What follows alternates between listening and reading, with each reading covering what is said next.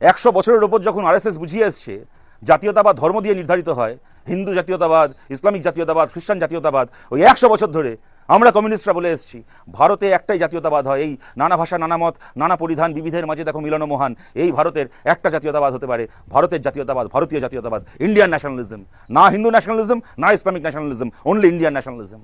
বলুন আজকে কে ঠিক বলেছিল? আপনি কি দিয়ে আলাদা করবেন ঝন্টু আলী শেখের জাতীয়তাবাদ আর দীনেশ কুমারের জাতীয়তাবাদকে, মুরলী নায়কের জাতীয়তাবাদকে? ভারতের যে 3 জওয়ান গত 10 দিনে দেশের জন্য জীবন দিয়েছে, কোন জাতীয়তাবাদ দিয়ে এদেরকে আলাদা করবেন? কোন জাতীয়তাবাদ দিয়ে আপনি আলাদা করবেন? ভামিকা সিংকে একদিকে আর সোফিয়া কুরেশিকে একদিকে রেখে কোন জাতীয়তাবাদ দিয়ে এদেরকে আলাদা করবেন? হিন্দু জাতীয়তাবাদী বলবেন এদেরকে? ইসলামিক জাতীয়তাবাদী বলবেন? একটাই জাতীয়তাবাদ হয় যা ভামিকা সিংকে এবং সোফিয়া কুরেশিকে এক জায়গায় এনে দাঁড় করায়, তা হচ্ছে ইন্ডিয়ান ন্যাশনালিজম, ভারতীয় জাতীয়তাবাদ। আপনি কি বুঝবেন এই ডাল থেকে ওই ডালে উড়ে বেড়ানো হনুমান?